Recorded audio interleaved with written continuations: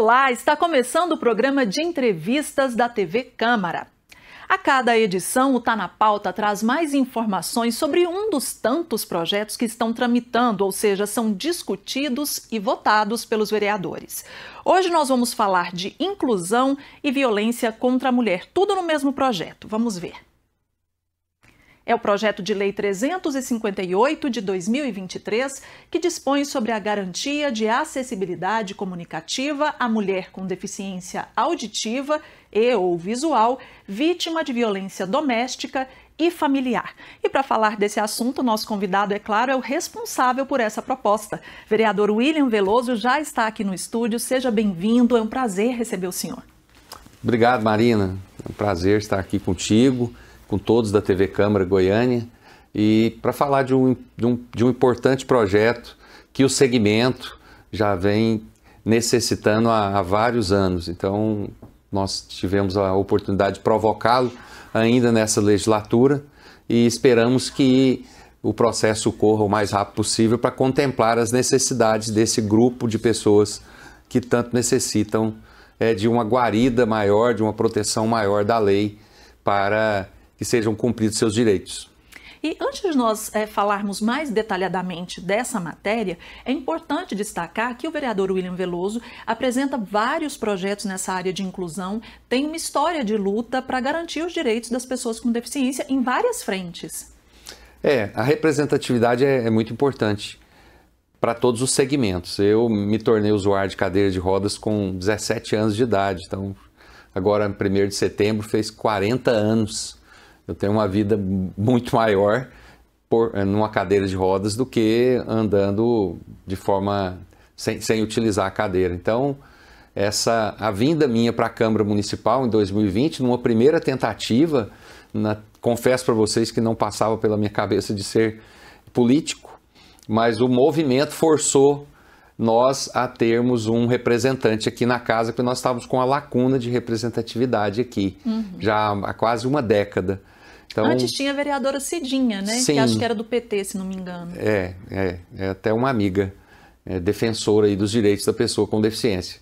Mas nós viemos provocados muito pelas entidades de defesa da pessoa com deficiência e a OAB, que tem a Comissão dos Direitos da Pessoa com Deficiência na casa também. Então, nós chegamos aqui e, obviamente, o mote de defesa principal é os direitos da pessoa com deficiência, mas como economista e advogado, acabei abarcando aí as demandas da população de Goiânia, de quem mora aqui, não só os goianienses, mas quem escolheu Goiânia para morar, no setor produtivo, agronegócio, a advocacia, a cultura, educação, enfim, todas as pautas. Mas, voltando para o nosso projeto, para a nossa pauta, a pauta da pessoa com deficiência, eu tive que desenvolver uma série de projetos nesses quase 4 anos, e eu continuarei buscando aquilo que ainda precisa de ser contemplado no arcabouço jurídico e depois na sua execução enquanto vereador, para proteger e buscar novos direitos para as pessoas com deficiência. O senhor, inclusive, é presidente da Comissão das Pessoas com Deficiência aqui na Câmara, né? Sim, vai chegar a 4 anos agora. Eu fui reconduzido 2 anos, né? E estamos presidente da Comissão dos Direitos da Pessoa com Deficiência, com uma atuação bastante incisiva nesses 4 anos, porque essa comissão ela estava pouco sendo utilizada aqui, mais para eventos de entrega de título, não que isso não seja importante, mas havia necessidade de provocar mais essa comissão através de várias atividades que fomentem a discussão acerca dos direitos da pessoa com deficiência, audiência pública, né, simpósios, congressos, isso tudo nós fizemos no decorrer desses 4 anos. São muitas demandas, né? Mas voltando à nossa pauta de hoje, esse projeto partiu de algum pedido de mulheres vítimas de violência ou representantes de entidades de mulheres com deficiência aqui em Goiânia? Sim, todos esses projetos, né? Quase todos esses projetos, que eu apresentei no decorrer do mandato, são oriundos de demandas né? Porque por mais que a gente vivencie o dia a dia da sociedade, os grupos específicos que estão sofrendo ou ameaçados de sofrer algum tipo de dano, às vezes a gente não consegue acompanhar tudo. Então essas provocações eu mesmo já deixo claro no meu mandato, um gabinete aberto para críticas e sugestões. E uma delas foi a desse projeto, porque a gente sabe que infelizmente a violência contra a mulher, a violência doméstica, no seio familiar, com o parceiro ou com o esposo, isso é grande na sociedade ainda, infelizmente. E a pessoa com deficiência, ela é vulnerável duas vezes, né? Uma mulher com deficiência, no caso do nosso projeto que visa proteger, ela além da deficiência que já fragiliza, não dando a conotação de coitadinho, muito pelo contrário, mas fragiliza pela deficiência. Existem as limitações, queira ou não queira. Com certeza. Aí, somadas a uma eventual violência ou uma tentativa de violência nas suas diversas modalidades, torna essa pessoa ainda mais necessitada de amparo jurídico, amparo da polícia. Então, esse projeto visa justamente isso. Aumentar a discussão acerca do tema e a proteção também e a punição. Certo. Eu vou ao telão agora para mostrar os artigos do seu projeto e aí nós vamos comentando. O senhor, se achar necessário, pode me interromper, tá? Fica à vontade. Então, aqui, as formas dessa comunicação acessível para as mulheres seria a língua brasileira de sinais, braille, sinalização ou comunicação tátil, segundo o seu projeto, caracteres ampliados, dispositivos multimídia, meios de voz digitalizados e formatos aumentativos e alternativos. Quer dizer, hoje em dia a tecnologia foi evoluindo muito e se tornando mais acessível também. É possível implantar isso aqui? Sim, são ferramentas, primeiro que já estão contempladas na Lei Brasileira de Inclusão, que é a lei federal, que é o mais contemporâneo das ferramentas jurídicas de proteção à pessoa com deficiência.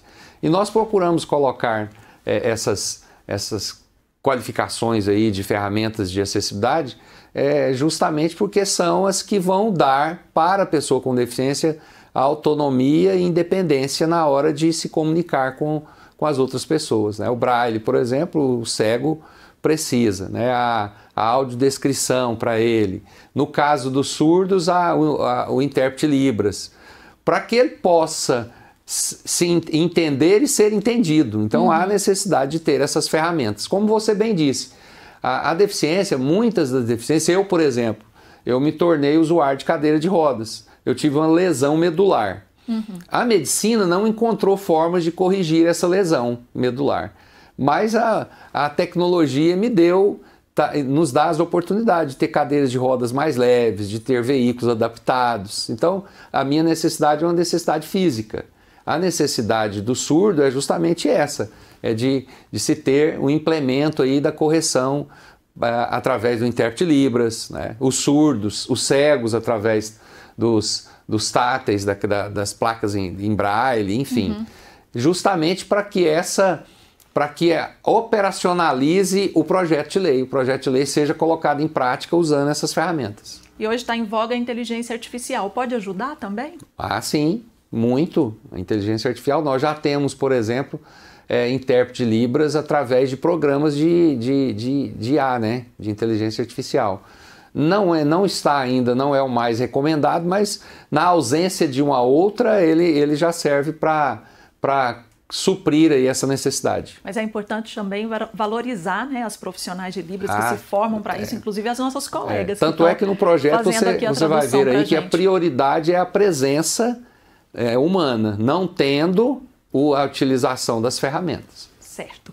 Então aqui o senhor estipula também no projeto que são várias etapas desse atendimento às vítimas de violência, desde a coleta de informações, orientações sobre direitos, o acolhimento e até o encaminhamento, se for necessário, para alguma instituição ou até para outro órgão, né? Existe um caminho que tem que ser percorrido ali e a pessoa às vezes fica perdida.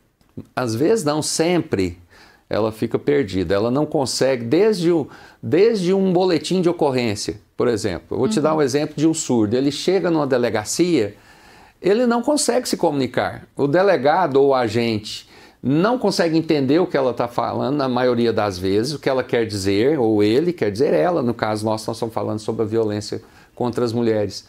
E o delegado não consegue descobrir o que é e a vítima não consegue captar o que o delegado está falando. Às vezes ele está até tranquilizando ela, mas não consegue através dos gestos que não são adequados. Então tem que ter toda uma cadeia de acessibilidade para que essa pessoa possa se sentir segura, porque é um momento extremo de fragilidade, verdade, de insegurança, de pânico. Se você não tem um arcabouço ali para que diminua esse sofrimento, literalmente, a sociedade não contribui em nada com o alento dessa pessoa e a resolução, principalmente, da demanda dela, que é a obrigação nós, enquanto município, enquanto Estado, proporcionar para essa pessoa, né? O senhor falou aí sobre a dificuldade da mulher surda, né? É importante explicar para quem está vendo o programa que às vezes as pessoas surdas não têm a facilidade de escrever, por exemplo, no português, não é? Existe a maioria das vezes, porque a língua brasileira de sinais, o nome já fala, língua, ela tem diferenças. Uhum. Então, na hora de escrever, eles não conseguem ter o mesmo vocabulário nosso, né, da língua convencional. A mesma fluência, né? Sim, digamos sim. assim. Vamos acompanhar aqui também. As formas de violência que o senhor cita no projeto são a física, psicológica, sexual, patrimonial e a moral. Quer dizer, são vários tipos a que as mulheres estão sujeitas, não é? Exatamente. É o que infelizmente acontece no cotidiano. A maioria acaba sendo física, mas tem também a questão moral, não é? Todos que você elencou, psicológica, patrimonial, se aposta Imagino que aconteça muito acontece também. Muito também. E às vezes, na maioria das vezes, a pessoa com deficiência ela não procura uma unidade de atendimento, justamente porque ela sabe que ali ela vai ser frustrada, que ela não vai conseguir, que ela não tem, não existem as ferramentas adequadas para que ela possa se defender, buscar os seus direitos. E tem o lado também da pessoa que pratica violência. Ela fala, não vai acontecer nada, ela não vai nem conseguir ser ouvida. Então tem esse lado também pedagógico da lei, que o outro lado vai pensar duas vezes agora, né? Falar, não, após a lei ser sancionada e ser colocada em prática, fala, não, agora ela vai ser ouvida, vai acontecer alguma coisa comigo, então eu não vou fazer, eu vou evitar. Aliás, a essência da lei é justamente essa, para que ela exista, para que coíba o início de todo um ato ilegal, né, para com as pessoas. Então, a nossa esperança é que essa lei seja tramitada mais rápido aqui na casa, seja sancionada e a gente vai, como vereador, cobrar a execução da mesma para que ela seja colocada em prática e divulgar. E cobrar também dos agentes públicos a capacitação dessas pessoas que vão ser envolvidas em todo esse processo. Uhum. Porque não é todo mundo que consegue lidar com essas especificidades. Então a capacitação ela é muito importante na hora de se pensar em colocar em prática uma exigência legal. Como é que seria essa capacitação, vereador? Bem, a capacitação, o projeto é muito genérico, então isso aí depois tem que ser colocado nas suas minudências, mas a capacitação é promover, inclusive eu vou fazer isso até pela comissão dos direitos da pessoa com deficiência da casa aqui, mesmo Ótimo. Se eu não for eventualmente não for presidente, mas eu como vereador eu vou provocar essas capacitações aqui na casa, por exemplo, capacitar as pessoas que trabalham na delegacia, por exemplo, os agentes, num cursos de Libras, para que eles tenham uma noção, né? Apesar de que a exigência da lei é que tenha um profissional de Libras nas delegacias, né? Ou acompanhando aquele caso, aquele boletim de ocorrência, tudo aquilo que está acontecendo especificamente no caso, né? Mas nós vamos promover isso aí, a capacitação também, cursos de braille. A intenção para a guarda municipal para também. A guarda municipal, em tese, é uma das primeiras que vão ser acionadas num eventual descumprimento e provocação acerca da violência no município, vai ser a Guarda Civil Metropolitana. Então, mas cobrar também de que esses órgãos executem as suas próprias capacitações. Uhum. Vereador, a nossa equipe conversou com a Patrícia Souza, que é presidente da Associação das Mulheres com Deficiência Auditiva e Surdas de Goiás. E ela enviou um vídeo muito bacana para a gente. Vamos acompanhar. Oi, tudo bem? Eu sou a Patrícia, sou presidente da Associação das Mulheres Surdas de Goiânia, a Andasgo.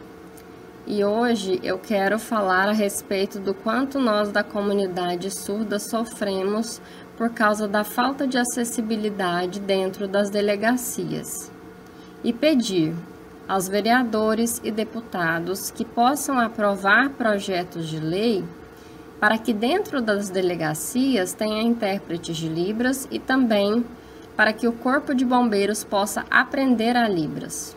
Porque a maioria das mulheres surdas que sofrem violência doméstica não conseguem denunciar. E se conseguem ir até uma delegacia, não tem uma comunicação muito bem estabelecida, não conseguem se expressar e ser compreendidas. Por isso eu peço a ajuda de vocês. Daí, essa foi a Patrícia Souza, presidente da Andasgo. Muito obrigada pelo vídeo, Patrícia. E eu agradeço também a nossa colega Jenny Aguiar, que fez a interpretação de Libras para o português. A fala dela reforça a importância do seu projeto, né? Exatamente. A Patrícia é uma presidente atuante, minha amiga. Destinamos já emendas para a Associação das Mulheres Surdas do Estado de Goiás, vamos destinar novamente.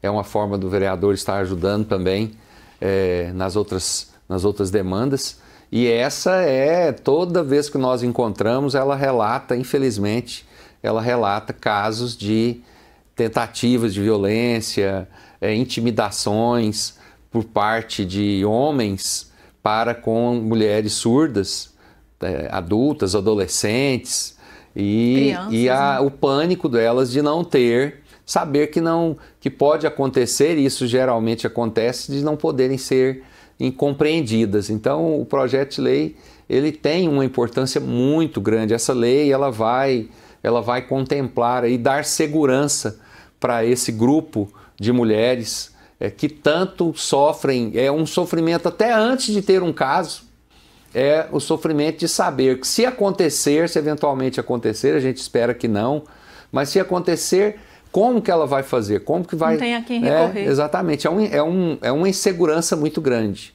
E que o projeto, que a lei sendo colocada em prática vai dar mais tranquilidade para essas pessoas.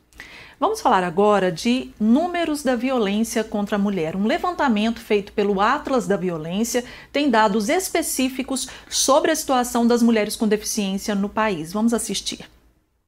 Segundo o material produzido pelo Instituto Econômico de Pesquisa Aplicada, as mulheres com deficiência representam 57,2 vítimas a cada 10 mil pessoas com deficiência no Brasil. A pesquisa mostra que no topo dessa lista estão as mulheres com deficiência intelectual, que representam 36,9 vítimas a cada 10 mil indivíduos com deficiência. As mulheres com deficiência física seriam 12 a cada 10 mil, com deficiência auditiva 3,8 e com deficiência visual 1,5 a cada 10 mil pessoas com alguma deficiência. Alguns motivos apontados pelo Atlas da Violência para explicar esses números são isolamento social, dependência de cuidadores e serviços, tipo e grau de funcionalidade da deficiência e, muitas vezes, a incapacidade de se defender fisicamente. Vereador, pela própria situação dessas mulheres, pelas barreiras que elas enfrentam, o senhor acredita que haja uma subnotificação desses casos? Sem dúvida. Isso, infelizmente, é o que nós constatamos. O isolamento social, o medo, a fragilidade extrema justamente pela deficiência. Pela dependência, às vezes, de outra pessoa. Pela dependência,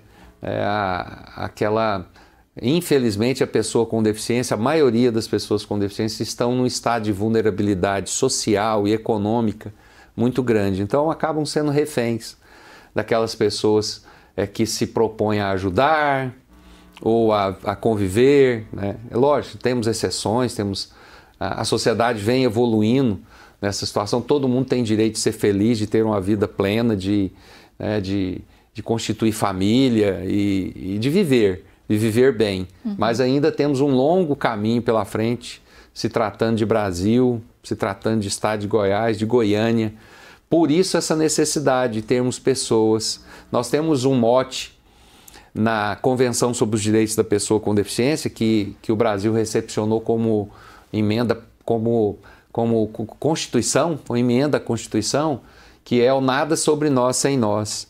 Aonde tiver discussão acerca da pessoa com deficiência, que tenha pessoa com deficiência, igual nós estamos tratando de um projeto de lei aqui da pessoa com deficiência. Se eventualmente esse projeto de lei não fosse de um vereador com deficiência, o ideal era que uma pessoa com deficiência estivesse aqui. Ajudando a elaborar, falando também tratando, sobre a situação dela. E olhando para ver se o projeto não tem nenhum tipo de inconsistência, de falha, de necessidade de ampliação, isso vai ser discutido na casa.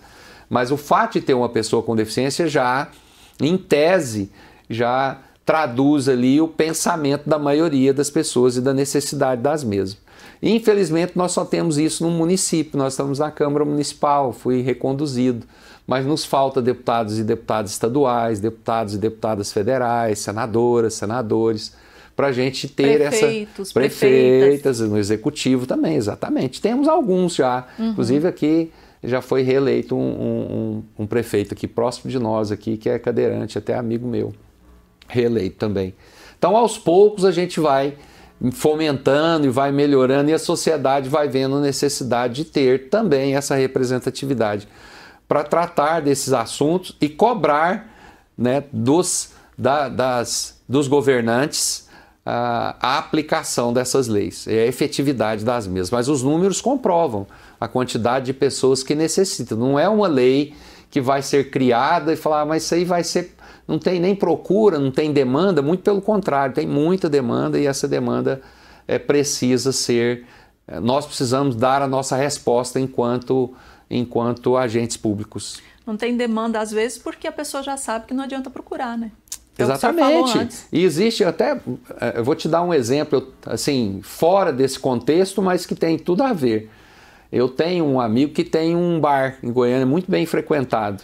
E ele fez lá a rampa, o banheiro adaptado e me chamou. Aí eu falei para ele, falei, ficou bom, mas está faltando o piso tátil. Aí ele falou, pra que fiz o tátil? Não vê um cego aqui, nunca vê um cego aqui no meu bar. Né?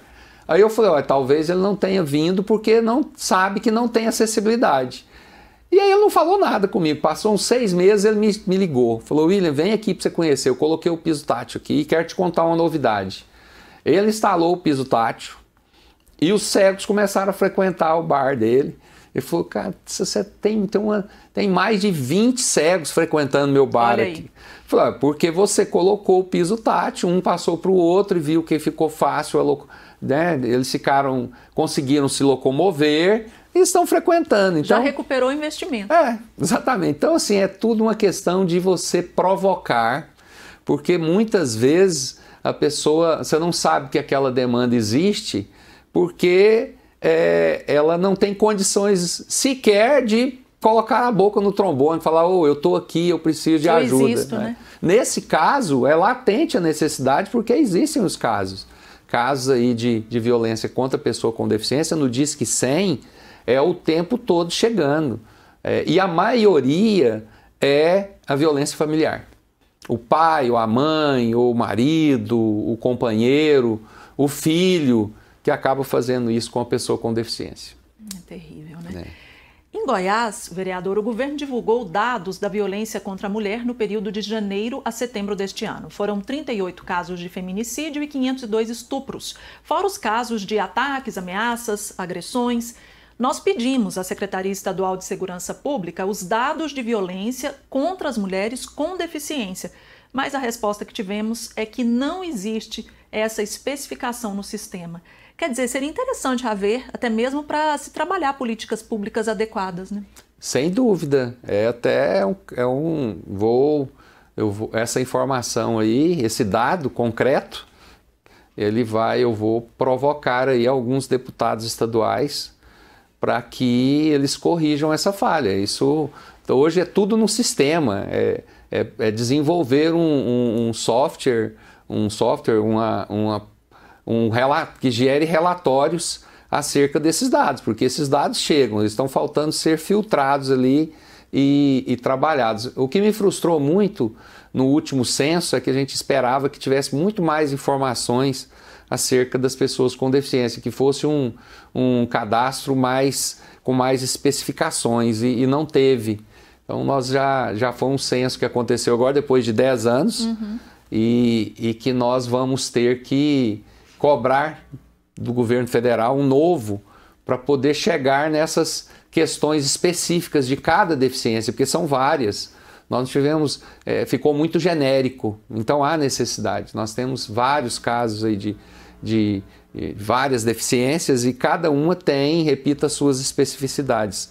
Tanto é que os dados aqui colocou aqui, pessoas com deficiência intelectual são mais vulneráveis, em tese, têm menos condições de se autodefender. Já a pessoa com deficiência física já tem outros tipos de dificuldades, que são a de acessibilidade, arquitetônica, urbanística, enfim. É um grupo grande que tem diversas necessidades e que precisa de ter representatividade mesmo, senão as coisas não evoluem. E uma das vítimas dessa violência que a gente está aqui comentando tanto é a Jane, que é estudante universitária, infelizmente. Ela é uma vítima e participa da Associação dos Deficientes Visuais de Goiás. Ela contou um pouco para a gente o que ela está enfrentando nesses tempos. Vamos ver. Eu sofri violência doméstica, do meu ex-companheiro, e isso tem me afligido muito, porque eu não tenho segurança, eu tenho medo até hoje de tudo isso. Eu tenho a medida protetiva ativa, mas eu vivo com medo, Mas esse projeto do vereador é muito importante para que todas nós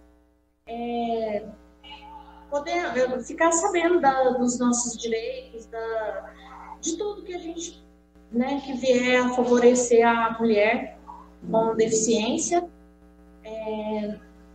nos lugares de atendimento, seja para fazer um boletim de ocorrência, seja em qualquer lugar, que ela possa ter esse direito assegurado. Eu fui muito bem recebida na DEAN. Eu não tive problemas com os agentes lá, com as agentes, porque lá a maioria são mulheres também. Se tivesse as informações em braille, seria bem melhor, bem mais acessível. Era outro nível de atendimento, Essa foi a Jane. A Jane... Obrigada pelo vídeo, Jane, pela coragem. Eu sinto muito por tudo isso que você está passando. Espero que as autoridades ajam da melhor forma para te proteger, porque essas pessoas precisam ser protegidas. Eu agradeço também a nossa produtora Mayara Karamaski, que trouxe esse depoimento tão forte para a gente. Exatamente. Imagine, uma pessoa que está sobre a égide aí de uma medida protetiva. Se você enxerga, você pode, inclusive, detectar, em determinados casos, que aquela pessoa está se aproximando, você tenta o risco, buscar... Consegue identificar o risco. Você identifica o risco. Agora, uma pessoa cega, ela tem mais dificuldade. Então, e do outro lado, a pessoa sabe dessas limitações também e vai, infelizmente, utilizar isso como forma de burlar, a lei. Enfim, então é muito importante.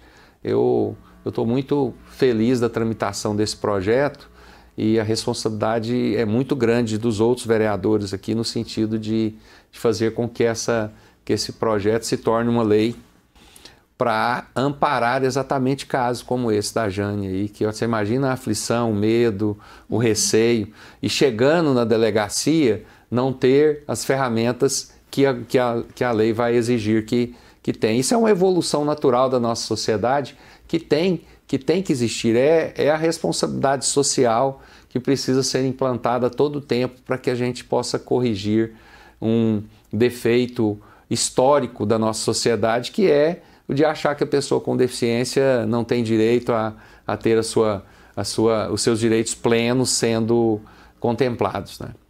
E esse projeto é importante também para que acabe o que o senhor estava falando um pouquinho antes, sobre que acabe essa sensação de impunidade, né?